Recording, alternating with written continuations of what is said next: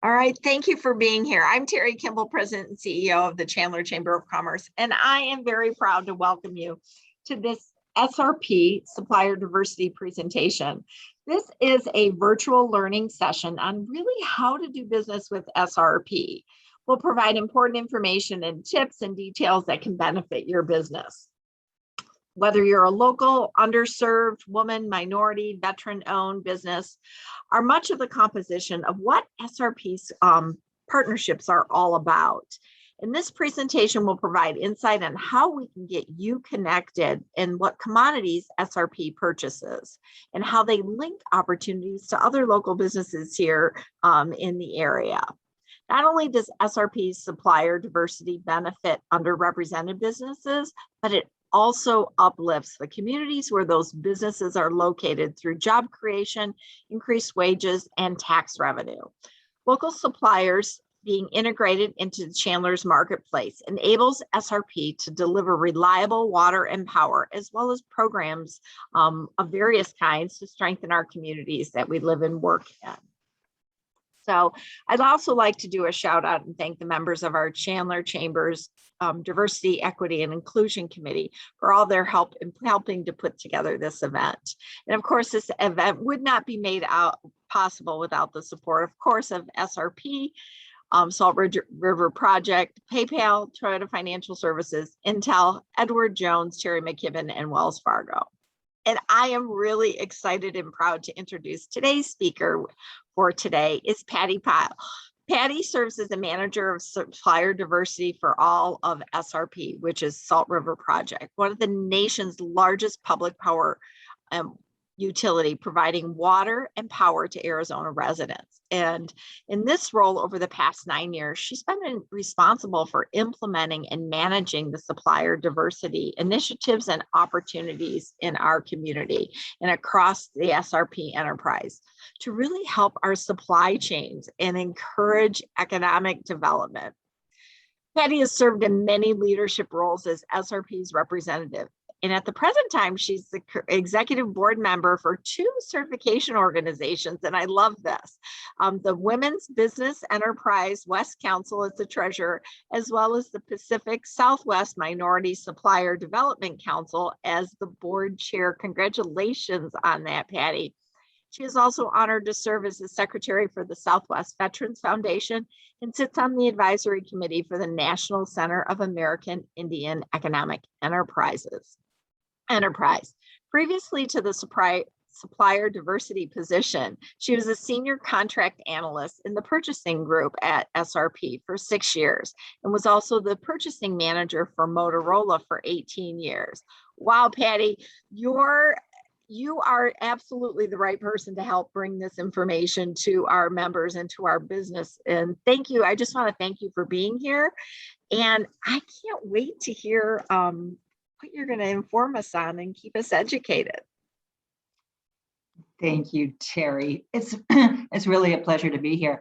I am going to actually share this presentation. So I'm going to stop my video and put up my share my screen. And I want to make sure that everybody has a chance to see it. What is it doing here? Yep, it's not allowing me to do this here. Hold on, I'm sorry. It's not going on the slideshow. Oh, there it was. It's delayed reaction technology. We love it, we love it, we love it. It's probably because we're going through a Zoom account. Is everyone able to see the agenda? Yes, we are. Thank you, Patty. Perfect. Thanks, Terry. So again, good morning, Chandler Chamber members. Thank you for having me today. You know, I've lived in Chandler about 25 years ago for 10 years, so I'm really happy to provide this information to our community. So we have, I think, close to maybe 30 minutes to share our supplier diversity journey of 26 years, so I'd like to get started. I'm going to review some of the items I have here on the agenda. I'm going to give you a great snapshot of SRP, how we engage with local businesses and share knowledge and nuggets to help your member businesses grow. So I also communicate our commitment, provide some tips on capability statements. They are so important. We want to make sure that all of the members know and understand it, and then brief you on onboarding and share some of our upcoming opportunities at SRP. So as I got in here, I want to start out with a safety minute. Why? Well, I really want to articulate our culture at SRP.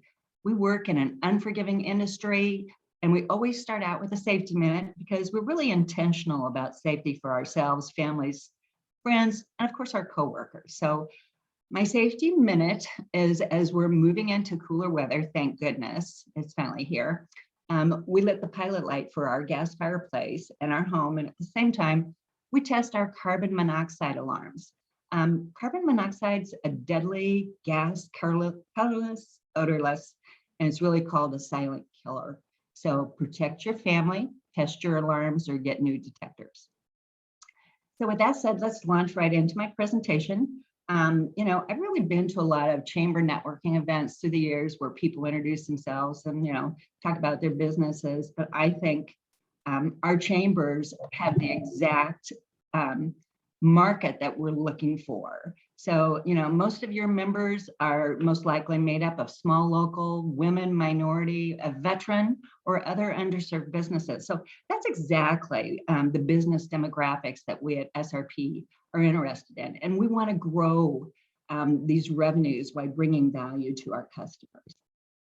So I really want to start off with just a little bit of history for those that are not really too familiar with SRP, but a little over 118 years ago, the Salt River Valley Water Users Association was formed. That was in 1903, and it really became the first multi-purpose water and power reclamation project. Arizona landowners actually put their land up as collateral with the federal government to build a dam and control water for irrigation. And in 1906, the dam construction begins on the Salt River.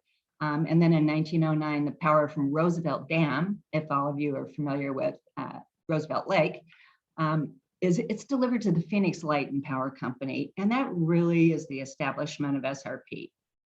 So today, our primary service area is Metro Phoenix. We are close to 5,000 employees strong, and we serve 2 million customers in both water and power. So we're fully integrated. We're utilizing coal, hydro, nuclear generation, transmission and distribution, all the way to our customers. So SRP really uses fuel in about 14 of our generating stations. And many of you may know that we're currently decommissioning our Navajo generating station up in Page. So you might most likely be aware of that. But really, our sustainable portfolio includes renewable energy resources such as wind, solar, biomass, those are up in Snowflake, and geotherm. So SRP manages hydropower, and that comes from the 8 dams on the Salt River and the Verde River system. And we also manage and maintain 31 miles of canal systems. I'm sure everybody has really seen or been on our canals. And of course, originally those were built by the Hohokam Indians over 1,000 years ago. So hopefully some of you have experienced the enjoyment of Arizona Falls. That was our first hydroelectric plant in Phoenix.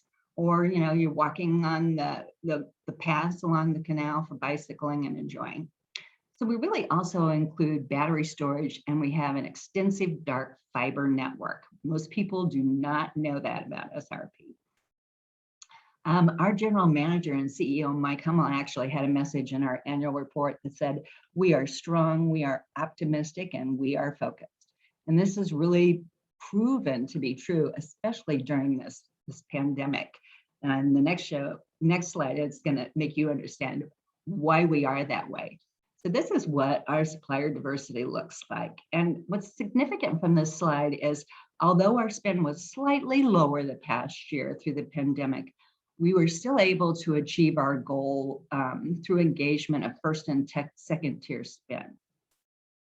So really for the past 9 years, we've consistently increased our spend with diverse businesses. It started out at 9.2%, and today we finished our last fiscal year at 24% of our total managed spend. And we really do this by sourcing women, minorities, veterans, and small local businesses.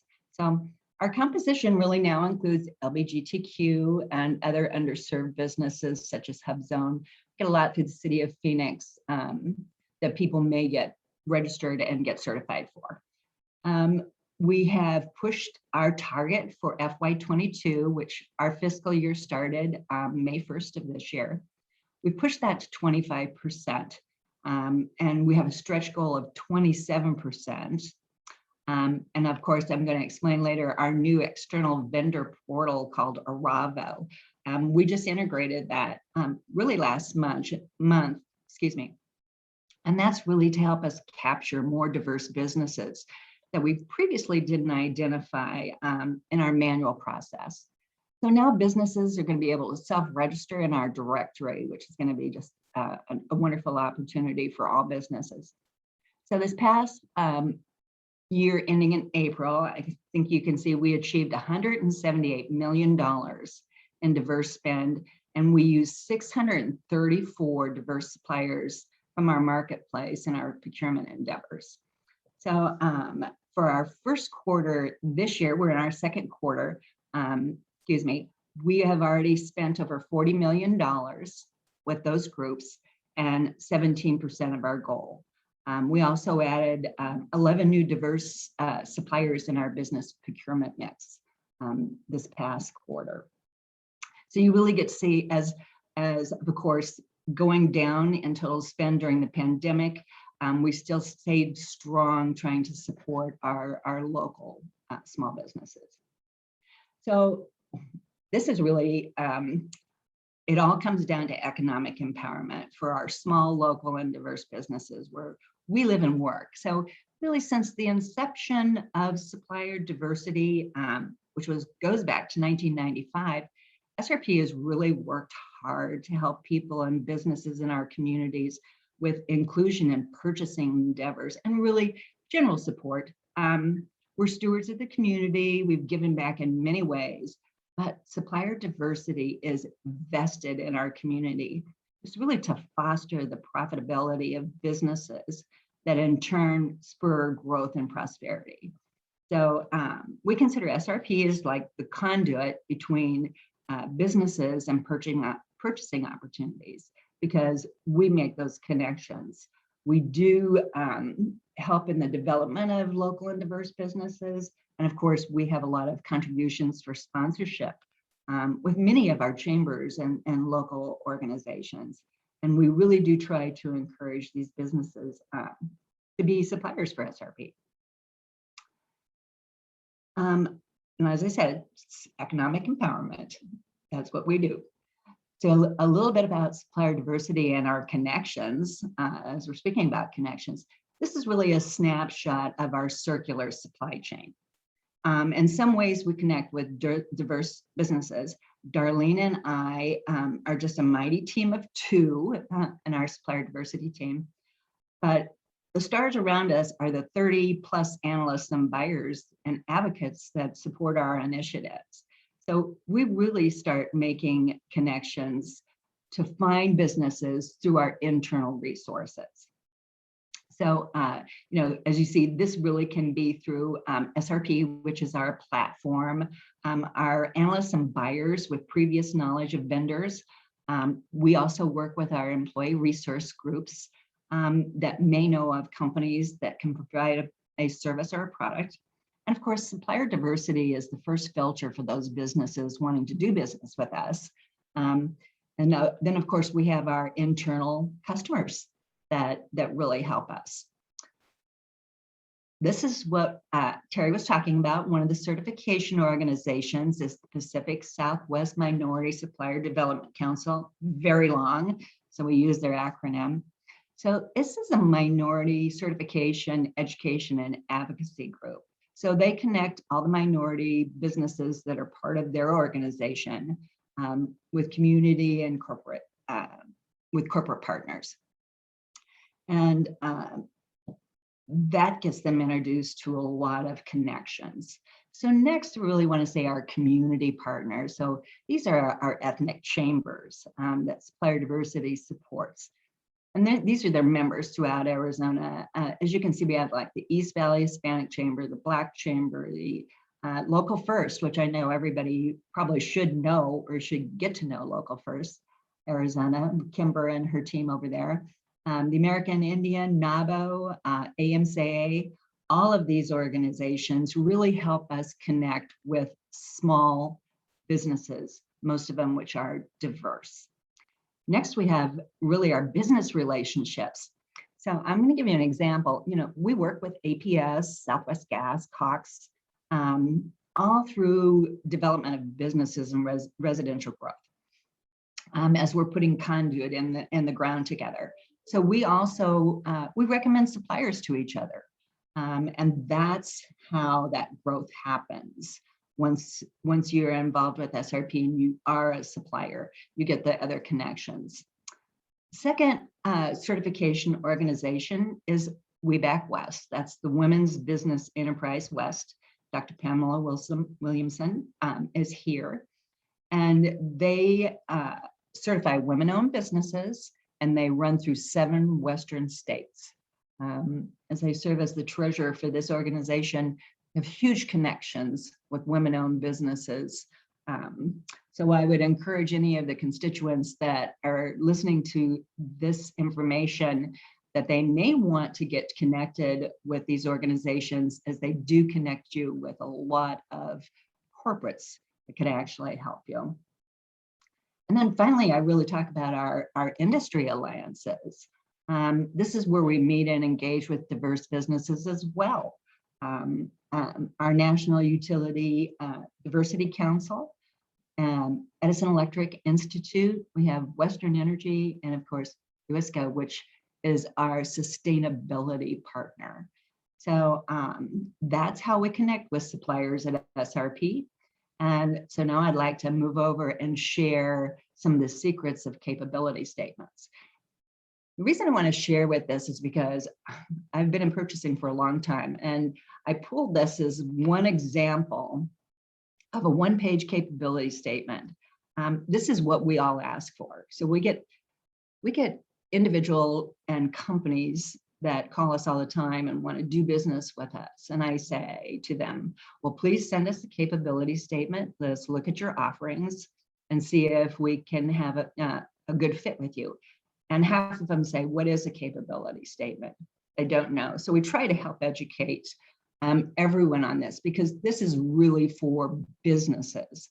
This capability statement, it's just a one-page document. And when buyers look at it, we immediately know what's going on with this company. So as references, of course, your certifications, if you're certified, and all your alliances, other organizations you work with, your customers, your contact information, your awards. When we look at this, we know instantly that they are a NABO and a woman business enterprise. They're certified. So we also really want to encourage companies to talk about their sustainability efforts. We'd like them to articulate any sustainability efforts they're using in their businesses, because we are consistently trying to align suppliers with our 2035 sustainability goals. So we ask you to list your affiliations because they really provide a profile. And of course, customers provide the credibility that we're looking at as buyers when we're looking for suppliers to bid in RFPs.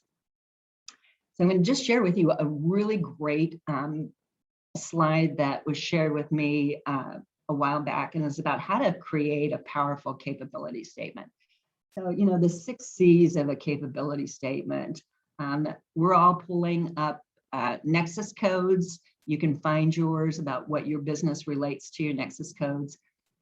You should talk about your core competencies, have your contact information, your company data, of course, your expertise and your clients and customers. So this is not just for SRP. I want to let all of your members know, but other corporations and all organizations really request capability statements when they're considering these suppliers. These are really easy for you to create. Now everything is electronic. You can revise them quickly if you want to target a potential client. And really the two boards that I serve on for the certification, PSW and WeBack West, they think that this is so important that they provide educational workshops to all their members on how to develop a strong capability statement, because they really know and understand the value that the capability statement has.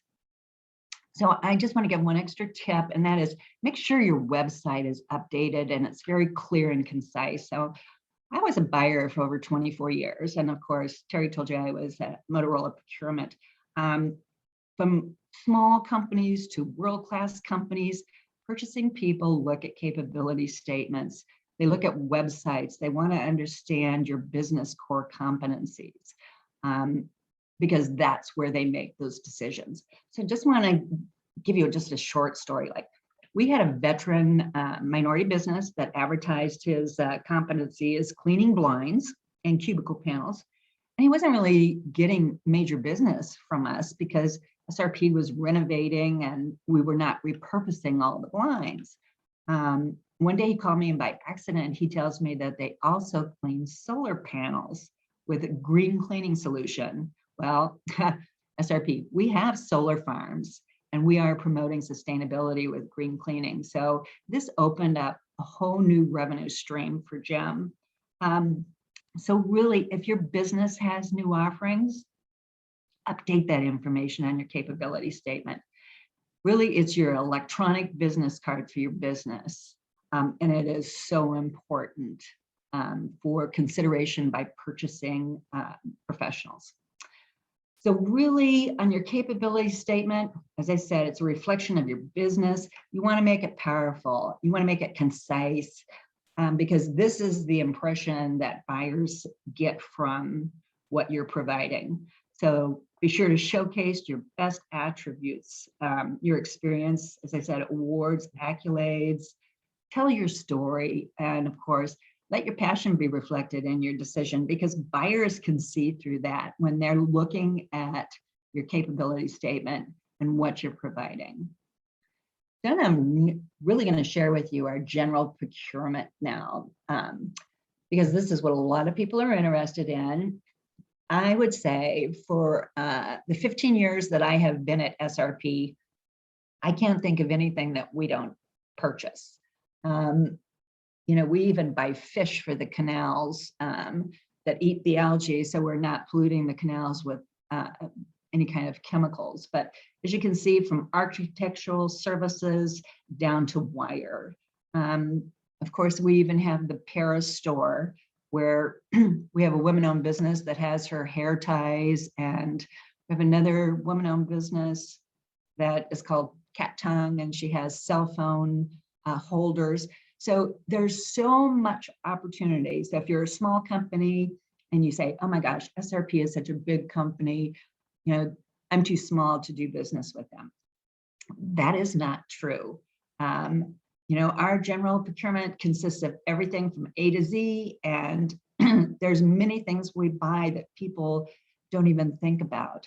So I would encourage you not to be afraid to submit your capabilities statement to us, because there is tremendous opportunity.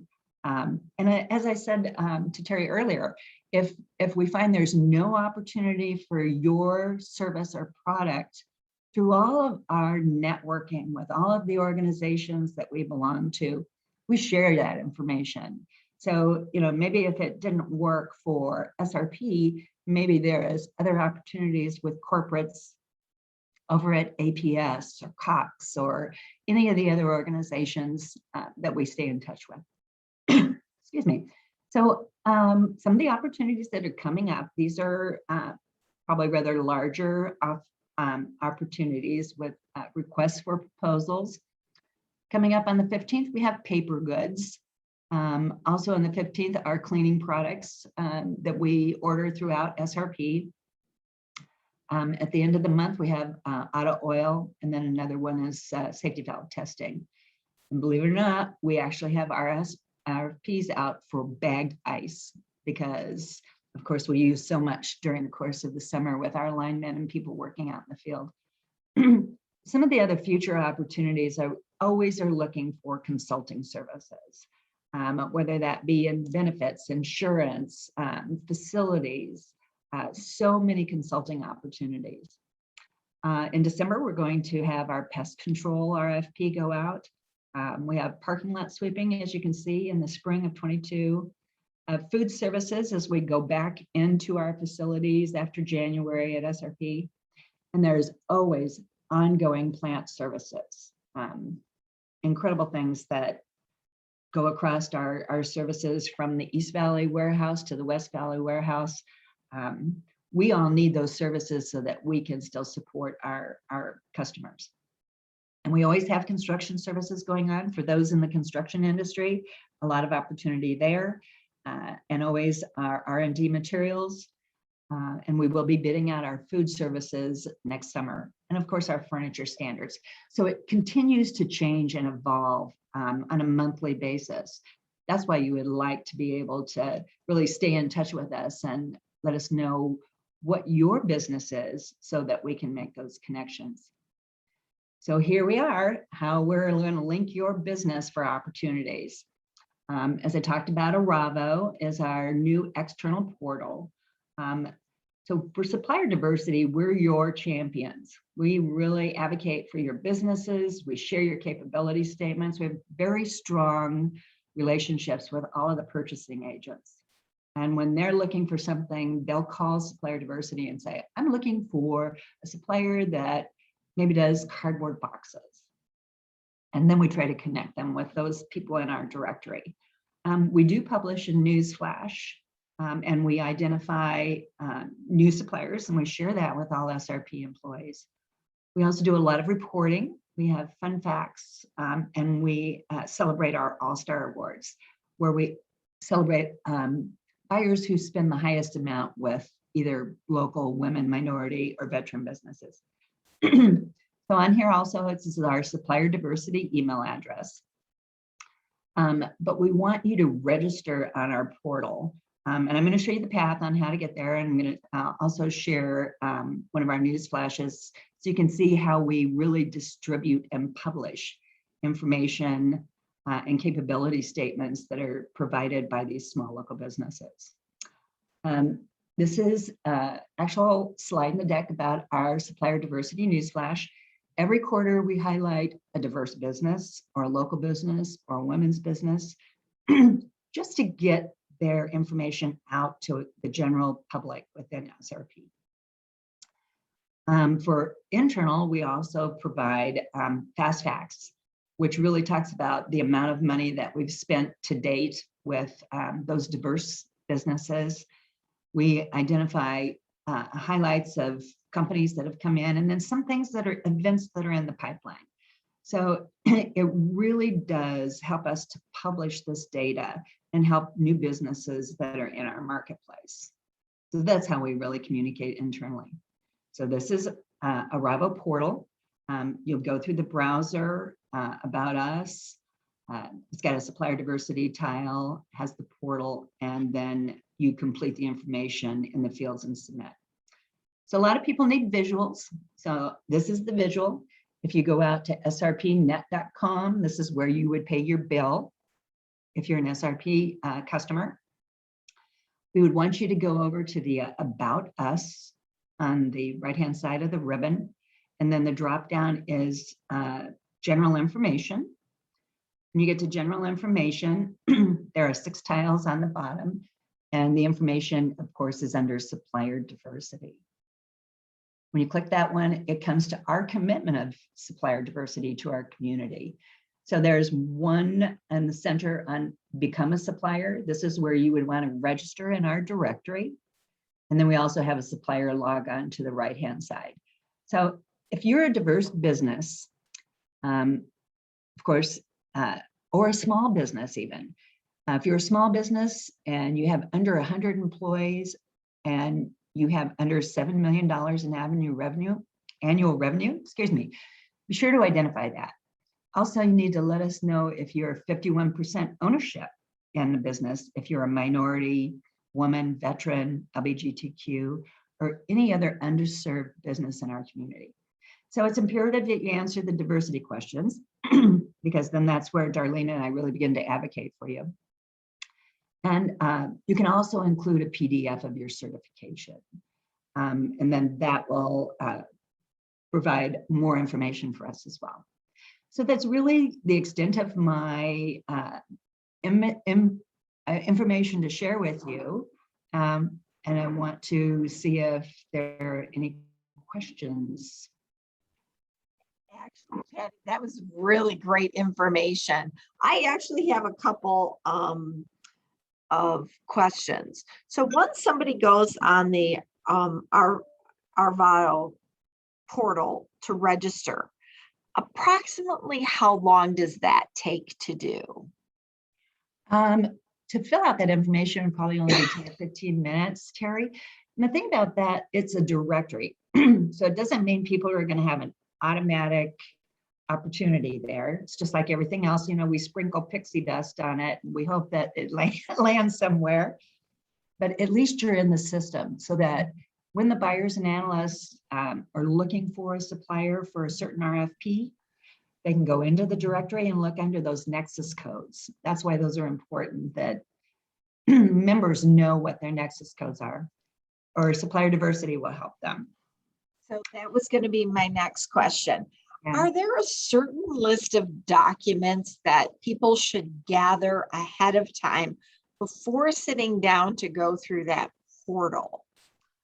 They need to really, if they're certified, they'll have a PDF of their certification, whether that's women business owned, that have a certificate of Indian blood if they're native, and a minority council, DOD if they're veteran, and they would want to have that information with them. But unlike some of the other things that we've had in the past, you can go back into this portal and you can update. Okay. So it's not like a one-time thing, Terry. It gives you an opportunity. It'll give you a number when you first register. Then you can go back in with that number. You can make adjustments. You can update. That's why I said sometimes if you have new offerings for your business, go into a Arvado, update it and say, you know, I have new offerings. And then the new Nexus codes that would be included under your business name. So once you register, the capability statement, can you talk about that? Is that generated? Is that something, you know, how is that produced? Okay, so the capability statement, excuse me, oh, my dry this morning. The capability statement is made by the business owner. They can do that one-page document, and then they upload that into Arvado. So that way, buyers and analysts, they look by Nexus codes, they'll pull that up, and then in that file is their capability statement. So the buyers and analysts can immediately pick it up and look at it and say, ah, they do this in their business, or they do this in their business, and or they have just-in-time delivery. They can look for all those things in the Arvado, and that's why that capability statement is so important for people to create if they haven't done so already. And it's not just me. Intel uses them, Southwest Gas uses them, APS, all of the people that we network with, they all know and understand and use capability statements. Well, and the reason why I asked you that, because I think that's really good information. It's almost like a personal resume for that business. It is. And then the buyers are not guessing, well, what does this person really do? And then the nice thing about it is, like I say, you can change it, you can update it, you can reload a new one, an updated one, because our buyers and analysts, you know, they're so busy as they're looking for companies to be suppliers to fulfill the RFPs that we have. So the capability statement, just as you said, it's like it's a resume for your business. And when you put on there that Intel is your customer, or Insight is your customer, or Honeywell is your customer, it immediately gives you that credibility that, you know, it helps buyers immediately think, oh, these are like the references that we ask for, you know, who you've done business with. And then your accolades, if you get awards from any organization, you know, Supplier of the Year, that's huge. we look at that and say, oh, wow, they must be, really well-respected business. So they're so important. And I've used capability statements since my early years at Motorola when I was a purchasing manager. And it's not changed. It's just been enhanced a little bit more all the time in the industries. So staying on that same realm with the capability statement. So is there a preferred template that you'd like to see? Because obviously it's got to be short, sweet, so that people can get to the point. Just like the one I shared in the example. I picked it because it was such a good example, Terry, of what we look at. Buyers don't want to go through 5 or 6 pages of documents. They want to look at one page. They want to look at it electronically. They want to see what your capabilities are, the contact information, who you're working for. They want to see all of that in one shot. And that's why, really you can go out and people can probably just Google capability statements, and there's hundreds of them. So they probably want to pick one that best suits their business. And as I said, you want it to reflect your business. So there's where you can be creative, or you can hire someone to help you do it. Most of, as I said, the Women's Business Enterprise and the Minority Council, they have workshops. They show all of their businesses exactly how to do it and what to put in it. Right. Yeah. Wow, such great information. I've taken all kinds of notes here. So Patty, if people want to reach out to you to really just kind of have that conversation, how can they reach you? Well, when you go to Supplier Diversity, my name and email is out there, and my phone number. And I do answer my phone. And can you repeat the website again for everybody? Excuse me. It's srpnet.com. And then you would go to About Us, the community, and then Supplier Diversity. When you pull that tile up, it really has my name, my email, my phone number, Darlene's information, and people can email me. It's so easy. It's patty.pile@srpnet.com. Well, and one of the biggest takeaways from today is just, not to coin another phrase, but just do it. Get in the system and then just take that first initial step. And then you can come back and keep revising it because think about it. 18 months ago, you guys weren't even purchasing masks or hand sanitizer, maybe hand sanitizers. Yeah, no, it was a big deal. And I will tell you something, Terry, which is so cool. It was our small local businesses that really helped us at the beginning of the pandemic. We had companies that were promotional suppliers that went to their distributors and they started making masks for us. We had them helping us on sanitizers and all kinds of things. So, our small local businesses really is the catalyst for us at SRP. And I will tell you, we spend on it historically about 67 or 68% of our total spend goes to Arizona businesses. Wow, I love that statistic. So, well, Patty, you are a fountain of information. It's always great catching up with you and learning more. Appreciate your time and just really want to thank SRP for continuing to support local businesses. I think we've got a lot of valuable information and people can reach out to you directly. And again, I would just want to do a shout out and thank you to our sponsors for making this event possible through supporting our diversity, equity, and inclusion programs, Salt River Project, PayPal, Toyota Financial Services, Intel, Edward Jones, Terry McKibben, and Wells Fargo. Thank you so much for joining us, and make sure that you get registered on the SRP, how to do business with them. Thanks again, Patty. Oh, thank you. Thank you, Terry. Thank you, everyone. Bye-bye.